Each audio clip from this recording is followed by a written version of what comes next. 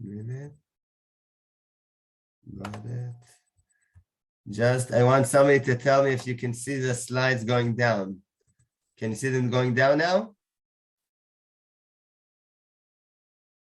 Oh, it's still the main one. No.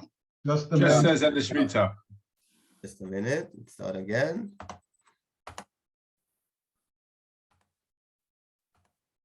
Okay, can you see end of Shemitah Arba Minim? Yes. Now, can you see the WhatsApp group? Yeah.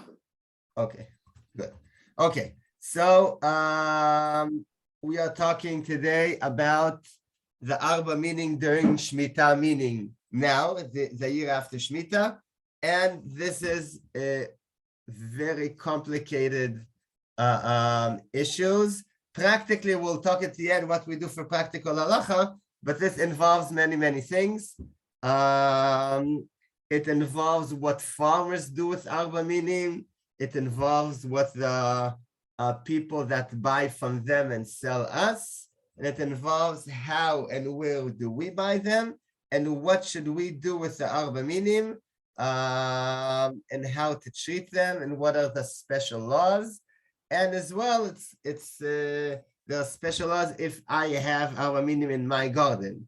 My father every year has a small palm tree, and every year he cuts lulavim and gives himself, me, and my two brothers-in-law. He has every year 4 lulavim on his tree. So we'll see how does he do it this year. Same for hadassim, but hadassim, most people don't have in the gardens kosher hadassim. But etrogim, there are people that have etrogim in the garden. Not so much in Yerushalayim area. From what I know, Yerushalayim it's too cold for the etrogim. But in our area, Petach Tikva and other places, it's common, we have people that have etrogim in their yard. And what exactly do we do this year with the etrogim? That's what we're going to discuss. Just before we start, I want to remind you we have WhatsApp groups about a daily update. Until now, it was about Shemitah. In the next 2 months, it will still be Shemitah laws that are still relevant. And after Chanukah, I think we'll keep on with other things that are not Shemitah, but mitzvot etliyot ba'aretz. So if you want to join, so just contact me and I'll add you. And one other thing, we're having a post-Shemitah Sukkot tours in our institute, Mechon HaTorah Ve'aretz in Shavei Darom. It's supposed to be for families, grandchildren, kids, grown-ups, pensioners. We're doing it on Chol HaMoed Pesach, on Chol HaMoed Sukkot, on Erev Shabbat, and on Isru Chag. And we're inviting people to come and to see. We have a Kahoot game. We had tours of Etrogim, eating fruit, Shemitah fruit from the trees, having seeing the Shemitah net houses and other things.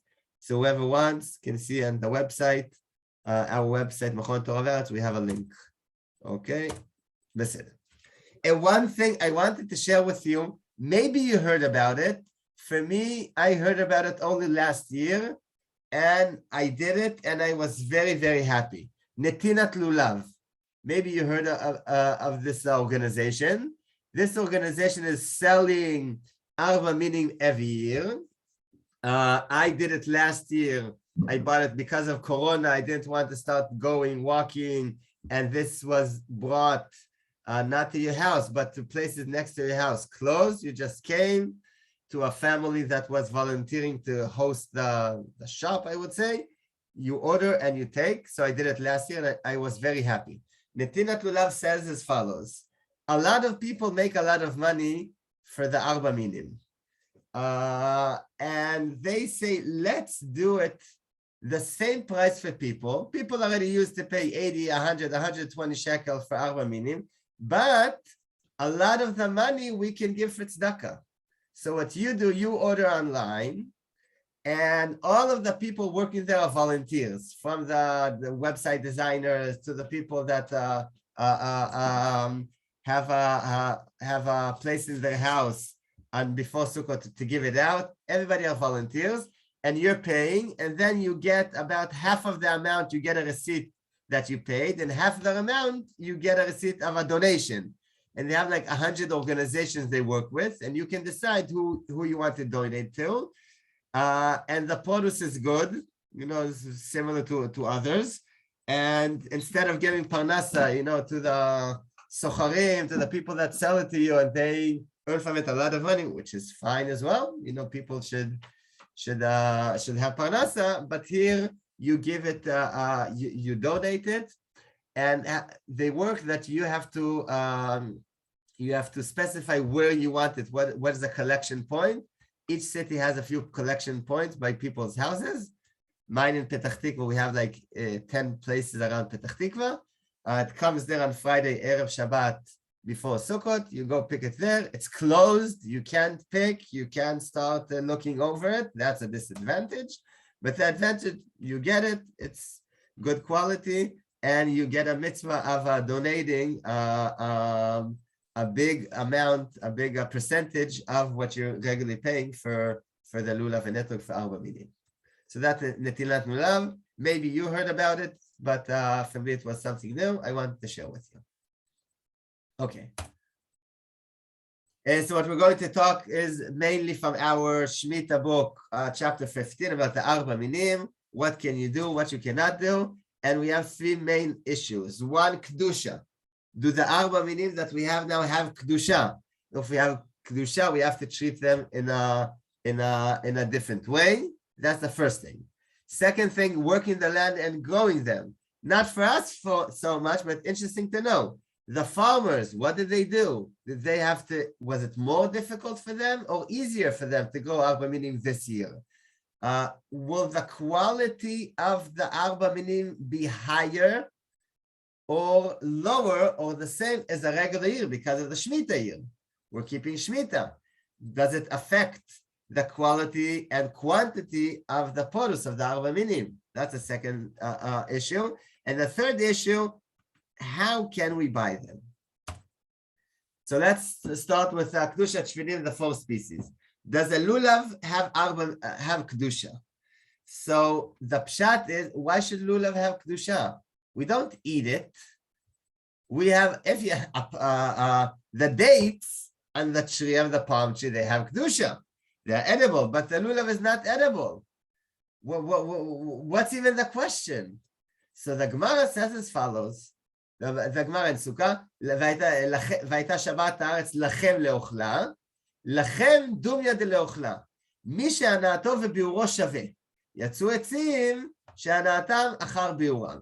The Gemara says you have Kedushat Shvit not only in things that you're eating, לאוכלה, but לכם דומיה לאוכלה. Other things that are similar to the way of eating has Kedushat Shvit as well. What does it mean? מי שהנאתו וביאורו שווה. Every type of using a produce that you're benefiting at the same time that it's biur,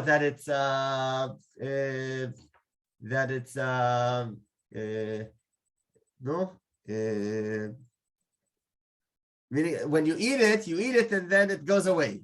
So if you benefit in a similar way that while benefiting from it, the product dissolves, so that's hanatov biuro shaveh. And trees, it's not like that. Why?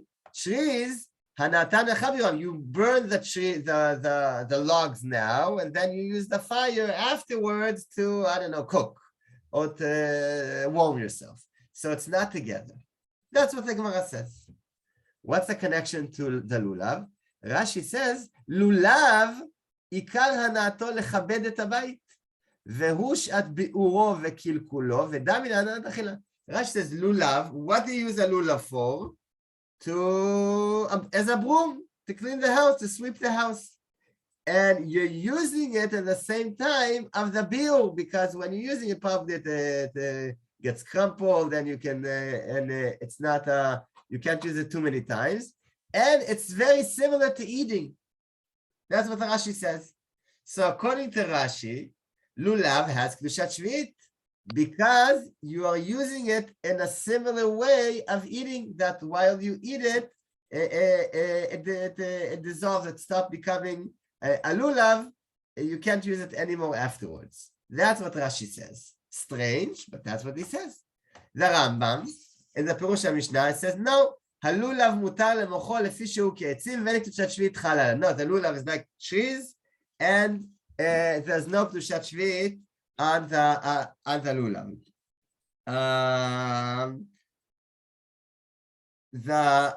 So there's a discussion in the Achronim, but Mincha Shlomo says today, okay, this machloket is interesting, it was in the past, but the kevan debazman hazeh en regilim klal lechamer et havayit belulavim ve'en notim otam klal hadat de'achid ve'en noeg be'em kedushat shvit. Rabbi Shlomo Zalman says, in our days, nobody used the lulavim as a broom, and nobody plants the palm tree in order to use the lulav as a broom, so there's no kedushat shvit in that. And that's the halacha lemaaseh. There's no kedushat shvit in the lulav. So you don't have any, you can use it after Sukkot. You can throw it in the garbage if you want, halachically.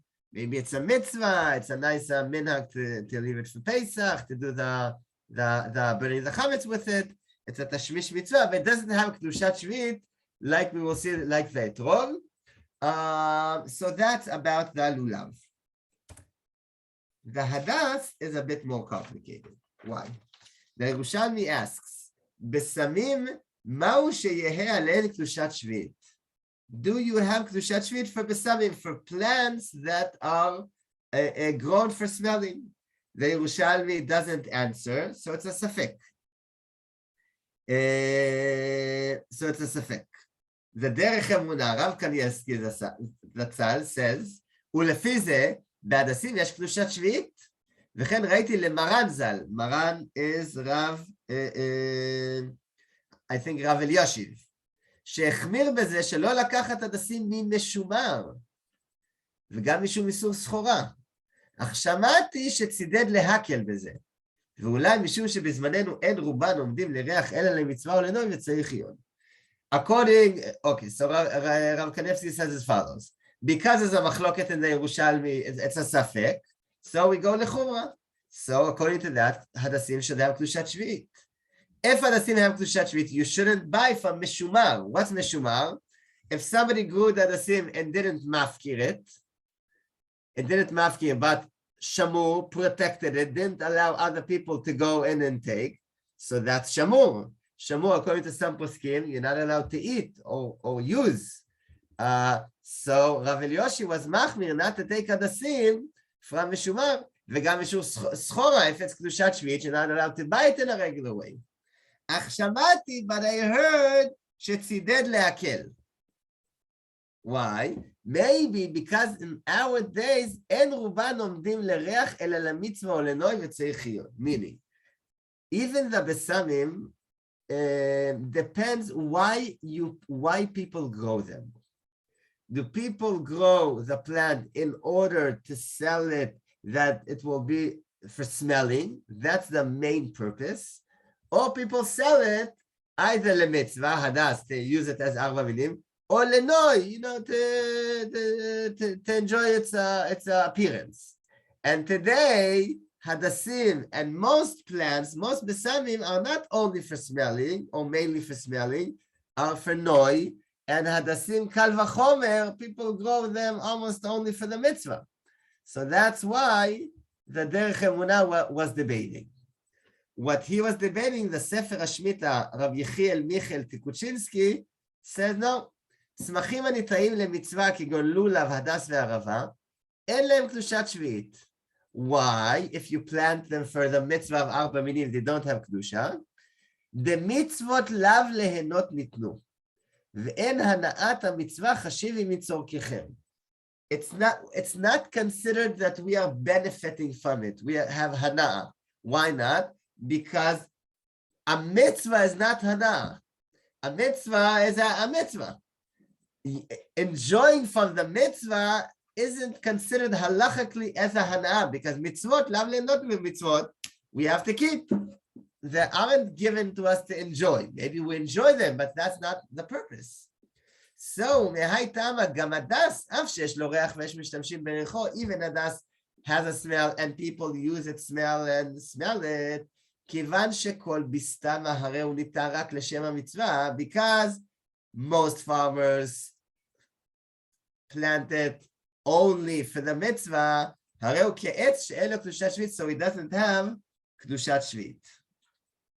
And that's Rav Tikuchinsky, and that's Rav Shlomo Zalman Auerbach, and most poskim write that Hadas doesn't have קדושת שביעית. רב מרדכי אליהו, העיקר להלכה כי בהדס אף שהוא למצווה נוהגת בו קדושת שביעית, משום שלרוב נועד גם לריח, ולא כדעת המקילים, so רב מרדכי אליהו is מחמיר, that Hadas does have קדושת שביעית, because usually it's meant for smelling as well, but as I said, the main majority of poskim say that Hadas doesn't have קדושת שביעית. ערבות, of course, don't have קדושת שביעית, according to all opinions, and Etrog has Kedushat Shvit according to all opinions, so all of the complicated questions we will have about buying, about using, how, when, etc., is for the Etrog, because Etrog has Kedushat Shvit. Questions till now? Right. The Hadas does not have much of a smell. So what are they arguing about? At least those Hadassim that I have that grow in, let's say, my garden, it doesn't have much of a smell. I don't know how. I'm talking about the Hadassim for Arba Minim. They all have a good. They have a good smell. You know, people put them in the Havdalah for Besamim. They have a good smell. Well, I have a minhag on Friday night, based on the Gemara in Shabbos, that before Kiddush, I have 2 stalks of Hadassim, but we stopped using because there is no smell. Instead, we have a different plant, lavender, which has a much better smell, but the Hadassim doesn't seem to matter. I don't know. So maybe I'm wrong. Maybe there are species of Hadassim that do smell. I think the problem is your gardener. Maybe it doesn't get enough water. Maybe the same usually have smell and a nice smell. So by you, I don't know how and why, but usually they do have. All right, this later. Okay, more questions? Okay, farmers. So even lulav, hadas, and aravot, they don't have Kedushat Shvi'it, but it's Shemitah year. What are the differences that the farmers do for lulavim? So lulav is a palm tree, as we know, and even they grow the lulavim. The lulavim that we have today are mainly from not from heter mechira palm trees, but from otzar beidin trees that they grown according to otzar beidin, to the beidin, and it's better to cut them on the 8th year and not on the 7th year, because if you cut branches on the 7th year, you start dealing with Shemitah laws, because once you, not because of the lulav, but because of the fruit, if you are cutting the lulavim in a way that it benefits the tree and the fruit, so it's forbidden to do so. Again, the people that cut for our minim, they know to do it in the right way, but it is an issue that you have to know not to cut it, not to do something on Shemitah year in order to enhance the growth of the tree and the fruit. That's called Lavruya Ilana. So that's one thing. People that have in the garden a lulav, when they cut, even on Shemitah, it's not such an issue because, you know, you just cut, we're not professionals. We don't know exactly what it means to, how exactly it enhances the fruit. So basically, for an individual in his garden, it's not a problem. And the people there know how to do it. Okay. Second thing, Hadassim. This is very interesting. Hadassim, it's very difficult to make them triple, Hadas Meshulash. And one of the ways they do, they grow the Hadas on a regular year, and then they burn it. They burn it, and then it grows afterwards Bishulash. Why exactly burning helps it? I don't know exactly, but that's what they usually do. But on Shemitah, you're not allowed to do it because burning it, you're doing it in order to enhance the growth of the hadas. Even though hadas, according to most opinions, doesn't have Kedushat Shvi'it, but you're not allowed to do things in the plant in order to enhance its growth. You're not you have a bush. You're not allowed to cut it in a way that it will grow faster, or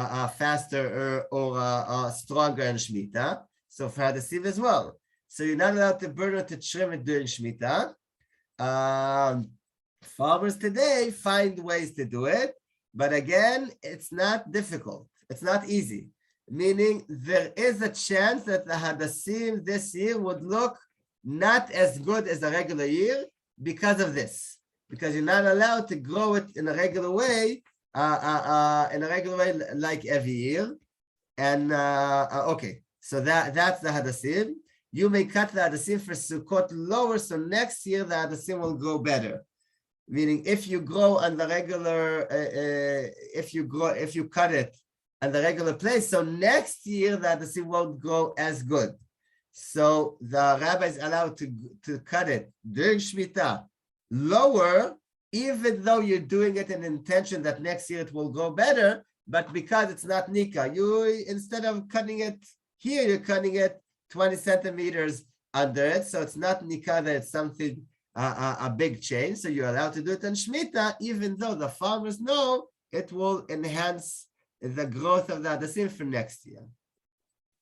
Aravot, again, should not be trimmed before Rosh Hashanah, the 8th year, to enhance the branch growth. Again, usually Aravot, they just cut them as usual, but again, the Aravot will see Aravot Shomrot Shemitah. Meaning, what do you mean Shomer Shemitah? The Aravot don't have Kedushat Shvi'it. Yes, but if these Aravot, somebody, let's say, fertilize them, so, it's an Evad. It's maybe was grown in a way that is not allowed by Halacha. I don't want to use for Arba Minim in Arava that somebody violated Shemitah in order that I will have nice Aravot. Again, today, all Aravot, from what I know, whatever has a Hechsher, comes from a place, they make sure it's covered. But to know that it's an issue.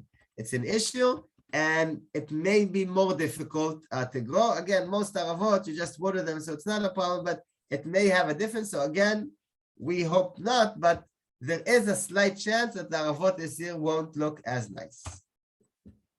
Now we're getting to the main thing, is the Etrogim. What kind of Etrogim we will have this year in Israel here?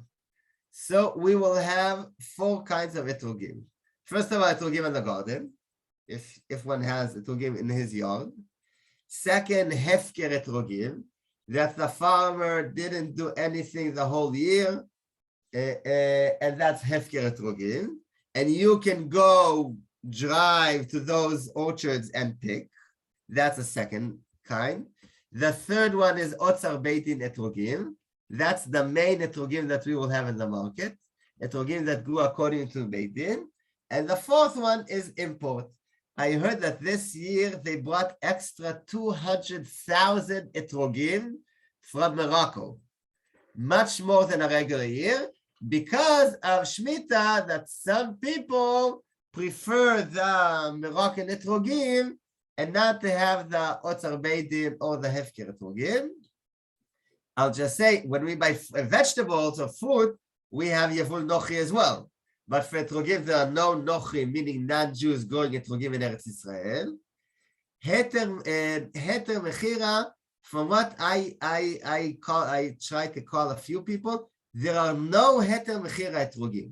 That's an interesting question. Why not?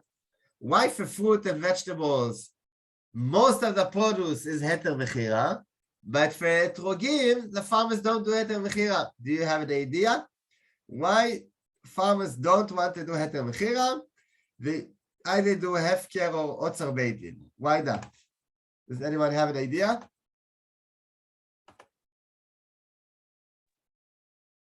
People won't buy them. Explain. Be more exact. But if people won't buy them, Most of the Jews in Israel, they buy fruit heter mechira, 70%. You have the mehadrin, Shemitah lechua, but that's not the main. So why for fruit during the year, heter mechira is fine, but for etrogim, no.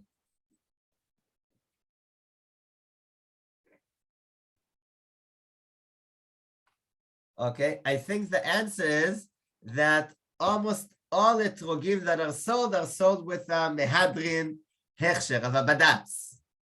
And because not chiloni, not religious people don't buy etrogim or don't buy a lot, so the main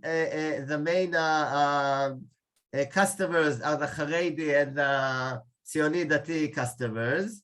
So for the farmer to do heter mechira, he knows he loses, I don't know, 50% of the market and even more.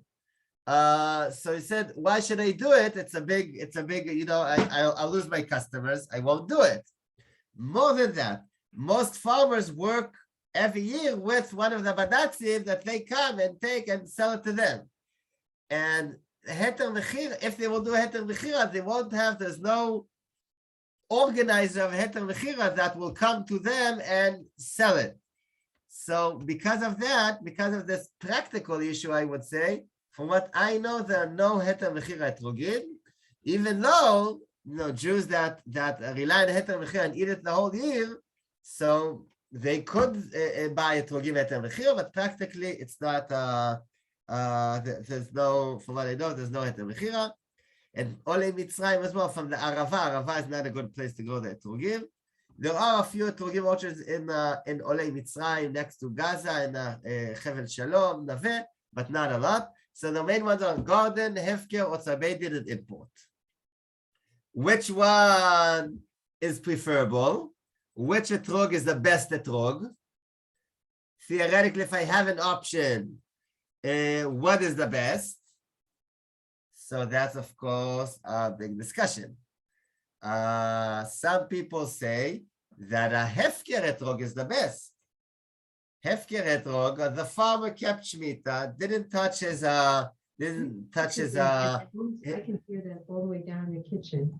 It's very annoying, singing, You can hear somebody. Okay, I'll keep on. So, hefker is the best. If the farmer kept Shemitah, he didn't touch it, I'll go and I'll pick. That's the best etrogim. That's what Shemitah is all about. We can't do it for fruits and vegetables. At least for etrogim, we'll do it. And I know people that are makpid to drive to etrog orchards that are hefker and pick their own etrog. Here, this is a list I made myself of hefker etrog etrogim, meaning these are farmers that didn't do anything the whole year besides giving water so the trees won't die. And I went to one of them in Kfar Maimon. You go there and you see hundreds of etrogim on the trees. Many of them are not kosher. And even the kosher ones are not so nice. Why is that? Because they didn't do anything. They didn't cut the bushes. They didn't trim. They didn't move the leaves. They didn't tie. They didn't do anything that they do every year. It's a lot of work.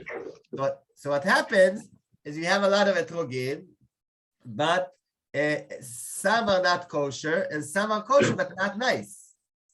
The Chazon Ish said, you know what? On Shemitah, a year after Shemitah, don't give me a nice etrog. What?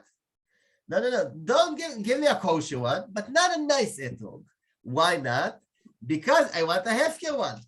And if it's hefker and you don't take care of it, so it won't look as nice. If I, the Chazon Ish, I will demand a nice etrog on a year after Shemitah, like other years, so the farmers or the people will do something in the trees so it will look nicer and maybe violate Shemitah.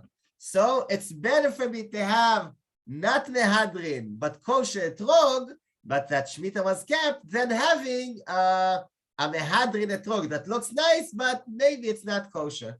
That's what the Chazon Ish says. And you have people that are doing it. I went to Kfar Maimon, so I saw like a car of like 3 Haredim from the Tivot. So well, where is the Etrog orchard here? We heard there's something. And I showed them, and we went there, and they looked, and then they asked me, can I pick Etrogim for the whole yeshiva? Can I pick Etrogim for the whole yeshiva? Now, we know the halacha that hefker, you're allowed to pick only for yourself and for your family. Can you pick for everyone? So I told them, no, unless you become Shaliach Beidin. What's a Shaliach Beidin? So a rabbi from Ma'on, Yeshuv Ma'on in Har Hebron, what he did, he asked one of the people there to go to a few etrog orchards and collect etrogim for the whole Yeshuv, I don't know, 200 etrogim. But he made them to sign that he's a Shaliach Beidin. They had the rabbis of Ma'on, the 3 rabbis, and that's the original Beidin. They sent somebody to pick for everyone, and that person sold those etrogim for 10 shekels an etrog, just the price of him driving and his time, but not benefiting from. So you're allowed to pick a lot from a hefker orchard, but only if you're a Shaliach Beidin, and not if you want to do it, by yourself for other people. That's problematic. So I'm back. So that's the hefker etrogim, and some people think that's the best. The second thing is otzar beidin etrogim. Otzar beidin etrogim is the most common. Even people like Eida Haredit that don't approve otzar beidin for fruit, for etrogim they do approve it. And most etrogim growers, that's what they do. Each etrog grower with his beidin that works with, and the beidin tells him what's he allowed to do. Most farmers, most batei dinim allow the farmer to do things in order to protect the fruit, and not only to protect the tree, what's called leukmei peira. Yes, leukmei peira. And then leukmei peira, you're allowed to fertilize, to spray, to water, to prune thorns. It's a discussion, but most poskim and Beit Din allow it, because if you don't cut the thorns, you don't prune them. So the amount of pasul etrogim will be very high, because the thorns will go into the etrog and punch it, and then you'll have a hole, and it's problematic. It will have a black dot. So most batei dinim allowed to prune thorns, and cutting leaves, that's a discussion, because what's called the bletlach, if the leaves sit on the etrog, so they have this bletlach, which is kosher but not so nice.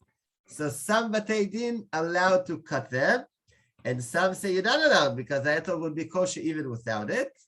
And same for tying. The growers usually tie the etrogim in order that they won't move too much by the wind, they won't fall, they won't touch the thorns or the spikes or the branches next to them.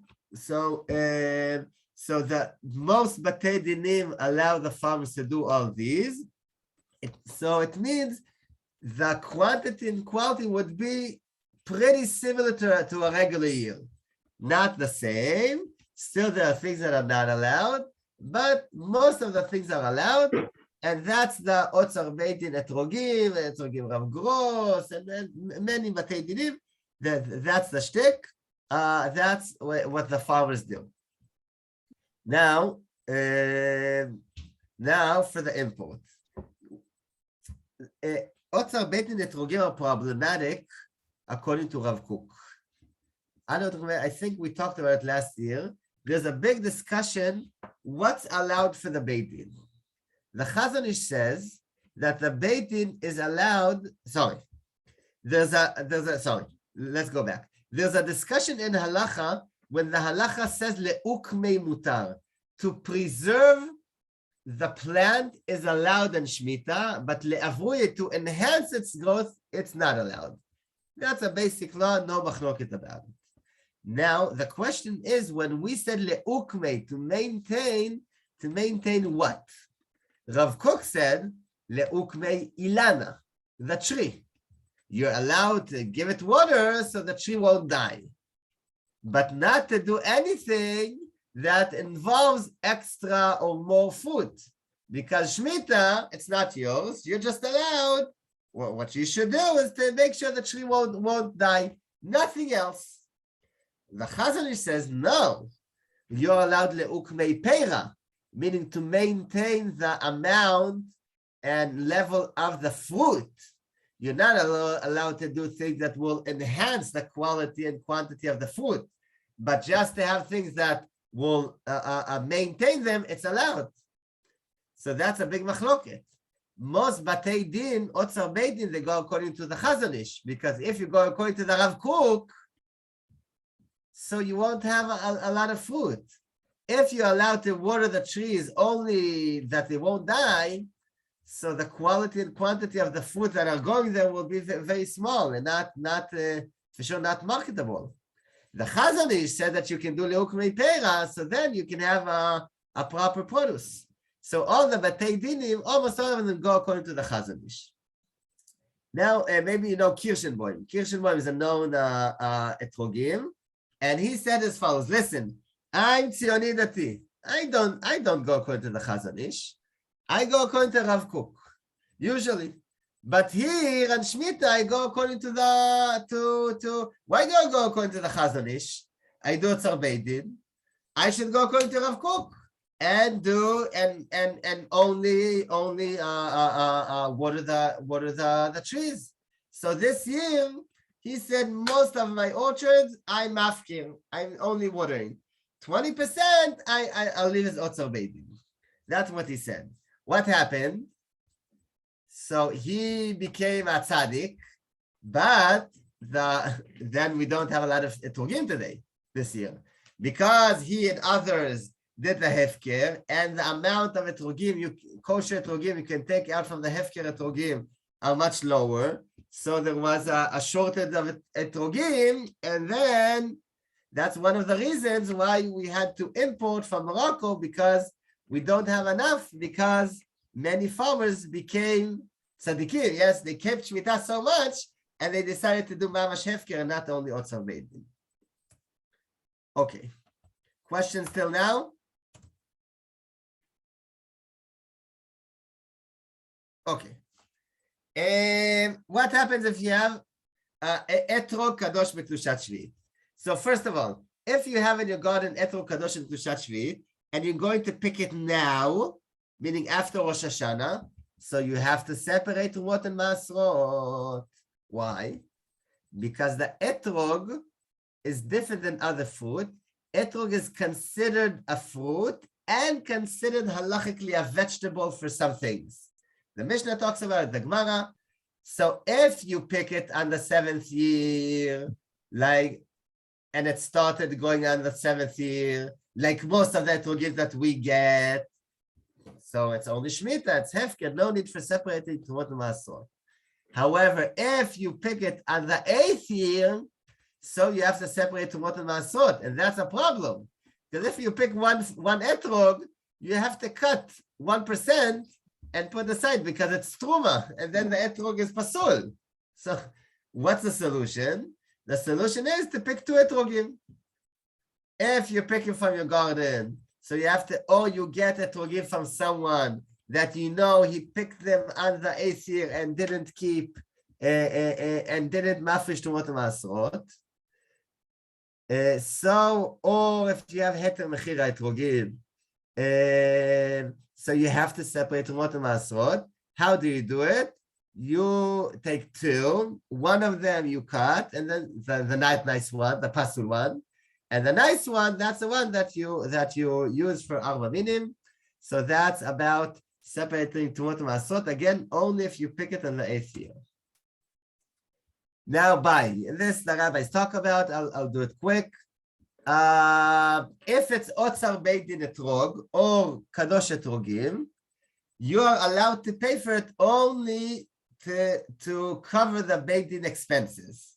The Beit Din expenses is growing, harvest, sorting, packaging, transporting, and delivering. Meaning the farmer is a Shaliach Beit Din, and the Beit Din, of course, has expenses. And then the person that gives it to you, gives it to you, he has to get paid as well for his time. So practically speaking, the price would be similar to regular years.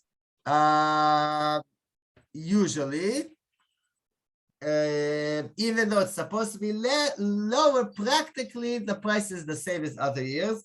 In brackets, that's one of the reasons why some people don't like the Otzar Beit Din Etrogim. They say, come on, if it's Otzar Beit Din Etrog, it should cost me 10 shekel, not 30, 40, 50, 60 shekel like a regular year. If the Otzar Beit Din is real, and people don't make a profit, you just come for the expenses, so it has to be cheaper. It's not cheaper, so bring from Morocco. That's what some people say, and I can understand it. Theoretically, if everybody would be tzaddikim, all the farmers aren't paid a lot, but all the people that are on the way, they should, get much less than a regular year, and it shouldn't be so. At the end, the price shouldn't be so high. Practically, that's a solution. That's what happens, and I think it's fine because you still have the mitzvah of etrog that was kept Shemitah. While for Morocco, it's from Chutz La'aretz, so no Shemitah was kept. And if you have a mitzvah of Arba Minim and mitzvah of helping farmers that kept Shemitah, I think it's better. I think it's better Otzar Beit Din Etrogim, but I understand other people. Okay. Sometimes the costs are higher on Shemitah years. Why?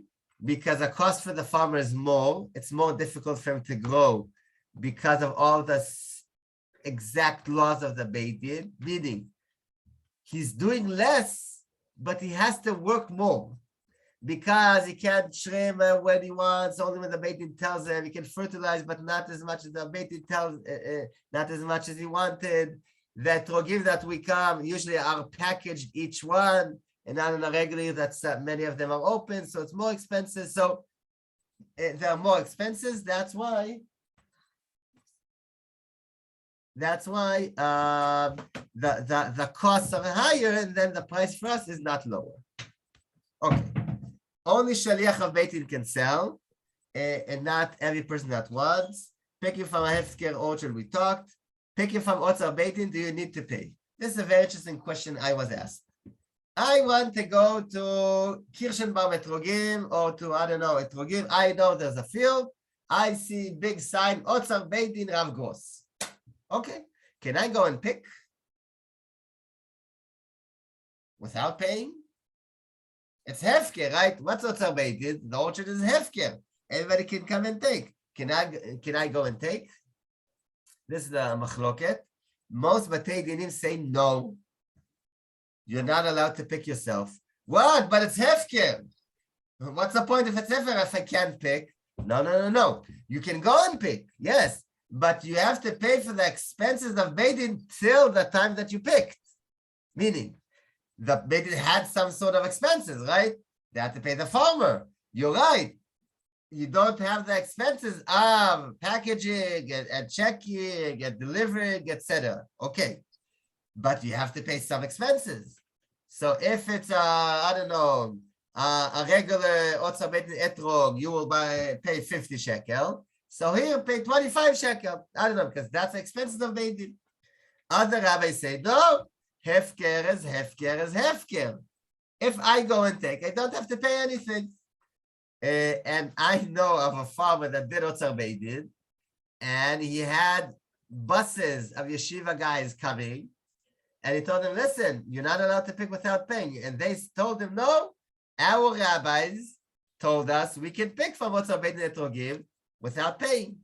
And they picked, and this farmer had a problem. The main problem was that they didn't know how to pick. When you come and just pick the etrog like that, it ruins the branch.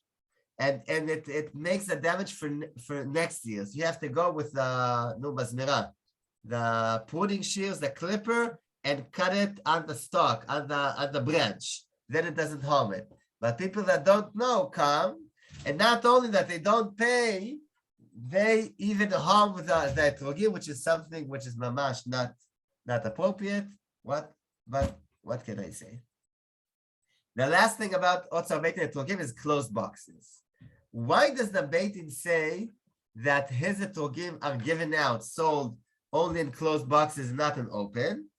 Because they want it to be different than the mischar, the regular purchase of every year. The regular purchase, you come and pick whatever you want, and you have a whole stand of 100 Etrogim, and you pick. Here they say, no, we are giving it to you. You're paying for the expenses, but we can't do it similar to a regular year. How will it be different than a regular year?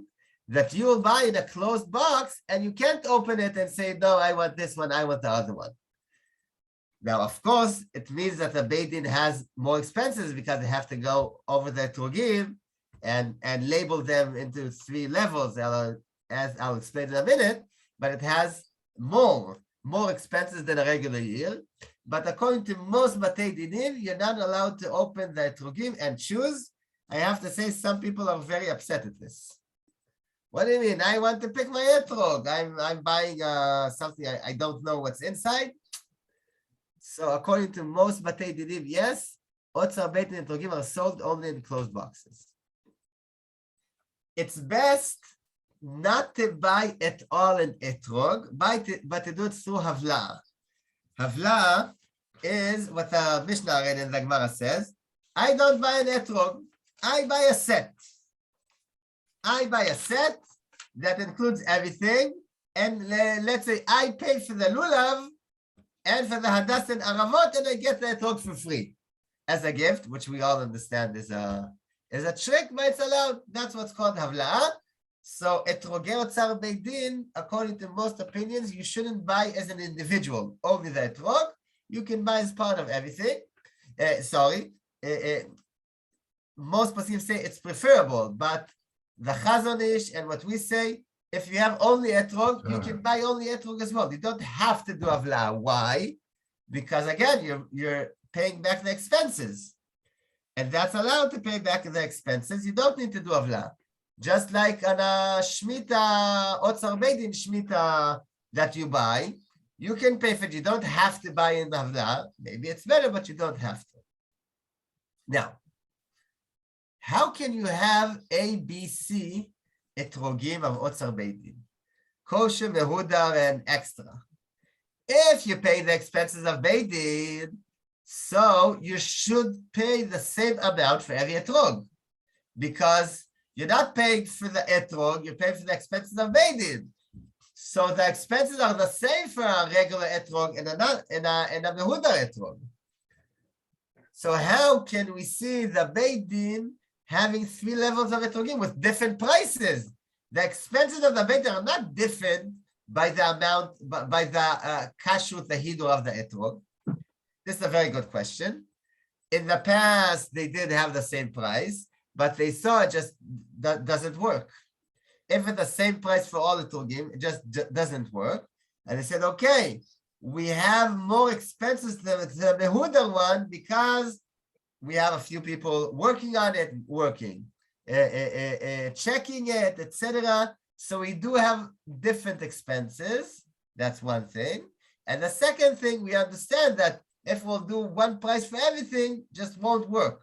People won't buy it. So the Batei Dinim today, according to what I know, they do allow to have 3 levels of prices, but the price is supposed to be fixed by Beit Din. Meaning the Beit Din tells all the people that are selling it in his name, listen, etrog extra mehudar is the chveis 70 shekel, mehudar 50, kosher 30. Setu, not more. You can't sell more. So every Beit Din is supposed to have a fixed price. Does it happen at the end or not? I don't know what to tell you. I hope so, but it's supposed to be a fixed price. Okay. Kedusha. although the etrog's primary purpose is for the mitzvah of Arba Minim, not for food, and if you have, let's say, a tree that has a fruit that people don't eat, it doesn't have kedusha.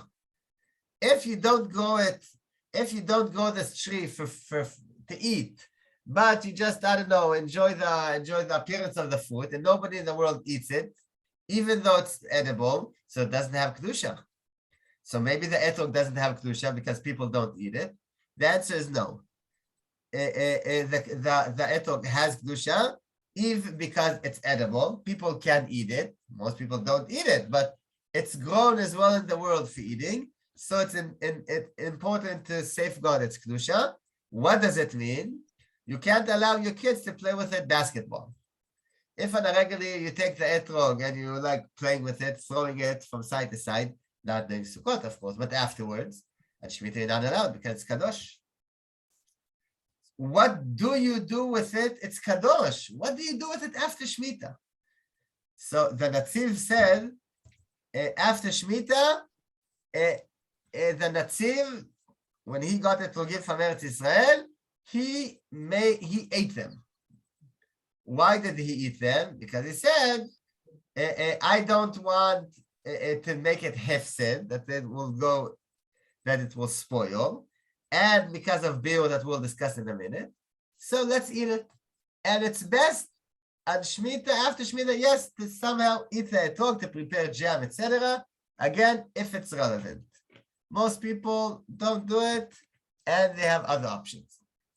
Now, it is possible to wait until it dries and can no longer be eaten, and then it can be disposed in the garbage.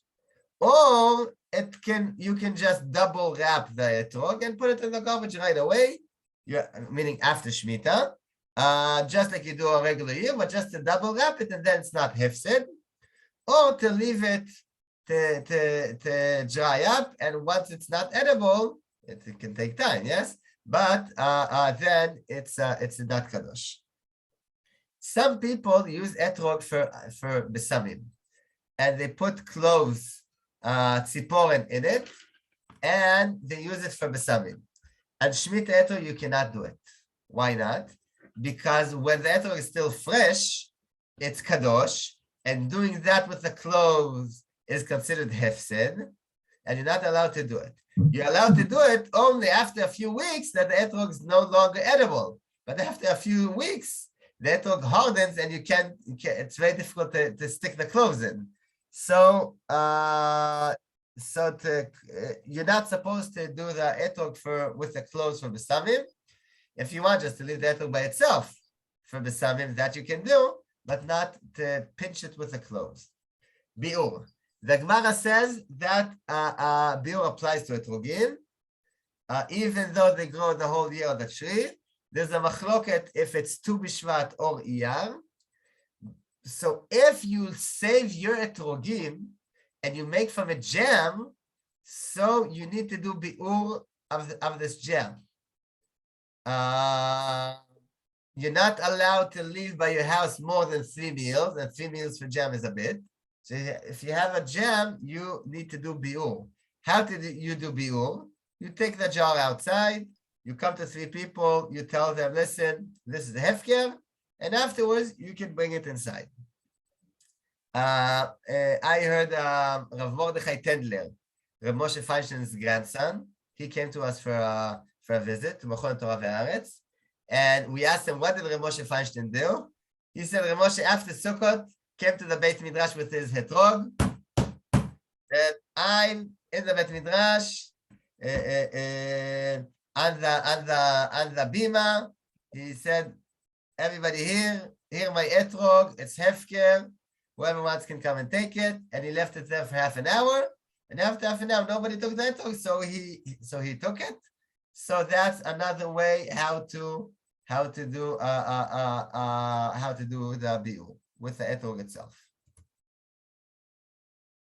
Okay, export. So you're not allowed to export Shemitah produce to Chutz La'aretz. Excuse me? Oops, sorry. Okay, so can you take one on the plane? So it's a machloket. Some people say yes, you're allowed. Sorry for the mistake. You're allowed to take a one because one you will use only yourself, and it's not a big amount.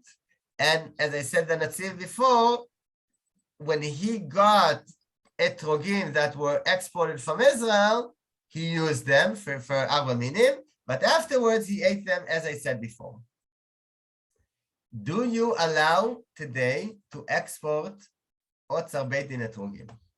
This is a very a practical question, because 80% of the Etrogim in the world today that are grown for Arba Minim come from Israel in a regular year. So if we won't export Etrogim, so we won't have, Jews in the world won't have enough. And so is it really not allowed to export Otzar Beit Din Etrogim? This is a discussion. Most poskim do allow, because of the reasons I'll explain just now, allowed to export only Etrogim, not other kinds. Etrogim they do allow. Not all, Satmar don't allow and others don't, but most poskim do allow. Why? A few reasons. The Tosfot writes that it's forbidden to export Shemitah fruit in order to eat, but for schora, schora is allowed. Here, the Etrogim are not exported for consumption, but for use a mitzvah. So according to the Tosfot, there is no issue of exporting them because they're not meant primarily for eating. That's one reason why to be making. Some allow fruit planted for export to be exported, meaning you're not allowed to take fruit that was supposed to be eaten in Israel and to export it. But if it was planted in order to export it, so you may export, and most Etrogim are planted as well of exporting them. So that's a second reason why to be making and exporting. Some allow export when the local crop is so abundant that it will be wasted if not exported. It seems that this is a situation there with Etrogim. In regular years, many Etrogim are exported. So if export would be forbidden this year, many kosher Etrogim will go to waste. If you have a farmer that grows Etrogim, and he won't export this year, what will he do with all the Etrogim? Nobody would buy them. They will be hefsed. So if that's the situation, so you are allowed to export Otzar Beit Din Etrogim. If to be more exact, Etrog growers in Israel, the Etrogim grow on different periods of the year. The first Etrogim are harvested a bit about Pesach till Shavuot, let's say, and those are the ones that are exported. And then in the same tree, you have more flowers and fruit that are towards Tammuz, Av, Elul, and those are the Etrogim we have in Israel. So in the same, but the Etrogim of Pesach, Nisan, Iyar, Sivan, if you won't export them, nobody will use them. So that's the third reason why yes to allow exporting Otzar Beit Din Etrogim. The fourth reason is that the prohibition against export is connected to bi'ur obligation, according to the Rash. And for the etrog, there's a doubt if there's a bi'ur. So if the reason not to export is because of bi'ur, that you shouldn't do the bi'ur in Chutz La'aretz, etrog that is maybe doesn't need to have bi'ur, so you're allowed to export. Why people say etrog doesn't have to have bi'ur? Because bi'ur perot shvi'it is only when the fruit is not, there's no more fruit in the field. But for etrogim, you have etrogim the whole year. And this is true even today. If you have a tree of etrogim, you know that you can leave the etrogim there from year to year, and the whole year you have etrogim on the tree. You have last year's etrogim and this year's etrogim. You don't have time that there are no etrogim. So there's no bi'ur. It's true that today the farmers in the winter take down the etrogim because of technical reasons. But the etrog can have etrogim on the tree the whole year. So the svara why that etrog won't need bi'ur is a strong svara. So that's the fourth one. Customers should be instructed to perform biur on the etrog immediately after Sukkot, or like Rabbi Moshe, or if you're paying jam, to finish it by 15 of Shvat. So if you have cousins, etc., family in the States, and they get Otzar Beit Din Etrogim, so they should remember to do biur. Rav Eliashiv said that the etrogim should be returned. You buy etrogim in the Lakewood, you should collect the etrogim after Sukkot and send them back to Israel. And that's what Rav Tendler told us. Every year there are signs in the Haredi places, bring back the etrogim after Sukkot, and we'll shift them back to Eretz Israel because of Rav Elioshiv's opinion. And Rav Tendler told us, guys, doesn't happen. Doesn't go back to Israel. It's very expensive to ship it back. Ministry of Agriculture won't allow it. And it's very nice, but from what he knows, it doesn't happen practically. They don't bring back into Eretz Israel.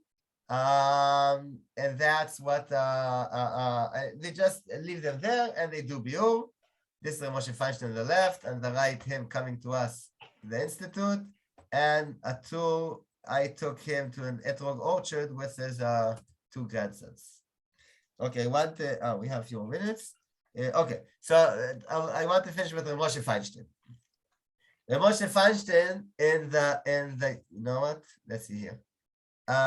In the year Tafshin Kafvav, which is 1966, he was asked about etrogim from Eretz Israel. In his time, most of the etrogim were etrogim of heter mechira. And as we know, many people don't hold by heter mechira. So he was asked, Moshe Feinstein, if I don't hold by heter mechira, but it was the heter mechira was exported, can I use it? So here there are a few questions. A, can I use something that, according to my opinion, was grown in a forbidden way? And second, if I think heter mechira is not valid, so it has kedushat shvit. So what about kedushat shvit? And third, you're not allowed to export kedushat shvit, as we said. So many poskim are allowed, but some poskim say you don't have to. He wrote it against the Satmar Rebbe. The Satmar Rebbe, every Shemitah, then, I don't know if today, this Satmar Rebbe, wrote Pashkevilim all around the Haredi neighborhoods, Monsey, and I don't know, all the Chabadnikim, Crown Heights, and of course, Williamsburg, all of the Haredi places, and saying, you know, the worst Avon, the worst Aveira is to buy etrogim from Eretz Israel. Of course, heter mechira etrogim are treif. That's of course. But even now, Otzar Beit Din etrogim, first of all, this Otzar Beit Din is a trick. Second, you're not allowed to export. And it's Isur Chamor. Just after Yom Kippur, you made the tshuva, and now you're buying Otzar Beit Din etrogim.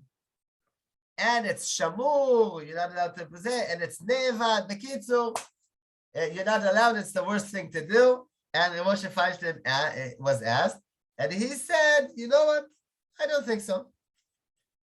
I'm going to study in English.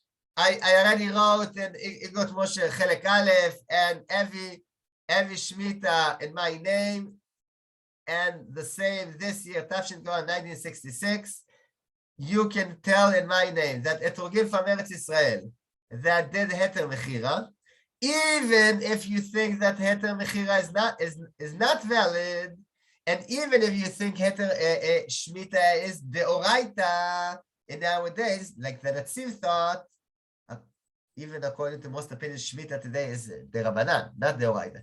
But even if you think Shemitah is deoraita, there is no problem to use it for arba minim, even if it's shamur. And you don't say that it's shamur and it's not edible. Just a minute. You're not allowed to use arba minim if the minim are not לאוכלה. לחם לאוכלה. It has to be edible. So the Satmar Rebbe said, just a minute. If it's shamur, meaning the heter mechira farmers didn't do hefker and they were sinning, and shamur, the Satmar Rebbe said, is not allowed to be eaten. There's a gzera d'Rabbanan that you're not allowed to eat something that the farmer sinned and kept it, wasn't mafkiret. So if you're not allowed to eat it, you're not allowed to eat the etrog, so you can't take it for minim. Because whatever you take for minim is supposed to be edible, but if halachically it's not edible, because it's shamur, because heter mechira, so you're not allowed to use it. Reb Moshe Feinstein says no. Most poskim think that shamur is allowed to be eaten. That's one thing. For schora, you should buy it behavloa. Yes, that we said before. To buy it with a lulav and hadassim, and not by itself. And he says that's the way every year to buy with lulavim, meaning to buy a set. And he said, his grandson said, every year you buy an etrog for $50, and then you buy a set etrog for $50, and you get with it lulav hadassim etrog for free. And Shemitah, you pay $50 for lulav hadassim arava, and you get the etrog for free. Meaning you do have lulav, but you're not paying for the etrog. That's what he said. And because of biur, whatever, let's not get into it. Let's not And here at the end. So also from Shemitah here, יש להדר לקח אתרוגי ארץ ישראל יותר מששאר מקומות שאינם מורכבים. כמו שמאתרים בכל שנים. It's better to buy אתרוגים of ארץ ישראל, as Moshe Feinstein says. Not only you're allowed, it's better to buy them when they're not מורכבים, of course. אין נוגע זה להלוקחים. The issue is not for us. Maybe it's an issue for the farmer, yes, את המחיר, no, but for us, we're buying it, no problem. ואם אפשר סמכו על התוספות, יש לו לאכילה מותג ואין איסור דרבננו. ואף אם סמכו על יותר מחירה שעשו על ידי הוראה, אין למחות בין הקושי בין כמו שאפשר. So Rabbi Moshe said, yes, buy it as every year, but with a lulav.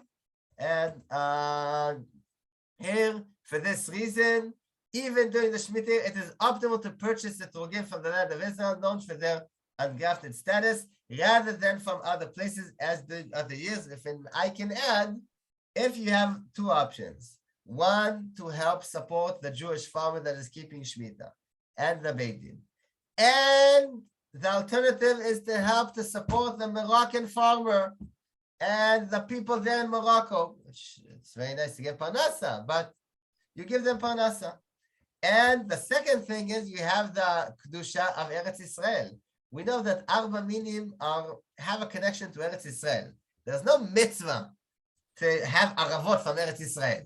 But the whole thinking behind the Arba Minim is that these are species. The Rambam writes it, species that go to Eretz Israel, that somehow symbolize the plants grown in Eretz Israel. 4 kinds: hadas, arava, lulav, etrog. 4 kinds of things growing in Eretz Israel, and to remind us of Eretz Israel. So buying Arba Minim, buying especially an etrog, not from Eretz Israel, from Chutz La'aretz, I don't think it's I understand it, but I totally don't think so, don't agree. And for sure, if we live here in Eretz Israel, not to buy the Otzar Beit Din or a Hefker one, but to bring Moroccan Etrogim, I really think it's a disgrace for our Etrogim and for all the rabbis that are doing Otzar Beit Din. So I do think it's much, much better to do Otzar Beit Din Etrogim and those Etrogim to purchase. Raquel, you don't have time. Questions? Okay, there are 2 things I don't understand, but you don't have time to do it. So maybe the next time you give a share, you could start and discuss these slowly. I don't understand this whole concept of biur. Okay. And I don't exactly understand the concept of shamur. So maybe next time you give a share, you can start and you can explain that in a more detailed way because I really don't have any idea what you're talking about. Okay, I just the shamur. I'll explain the basic shamur, meaning what happens if somebody didn't do a hefker. He didn't mafkir it. He protected it. Shamur, meaning didn't allow people to come and take. He violated Shemitah. After he done it, and he gave it to me for a present, am I allowed to eat it? Is the produce forbidden to eat or not? That's the question. There's a machloket rishonim. Rabbeinu Tam says you're not allowed to eat it. Most rishonim say you do allow to eat it. That's shamur. All right, that's simple. But I think beer again. Beer is longer, so okay, I'll ask B'Tzalel. Yeah, I think you need to spend 10 to 15 minutes really discussing, because I don't get that at all. Okay. Next time, whenever. Beseder. Okay, beseder. Any more questions?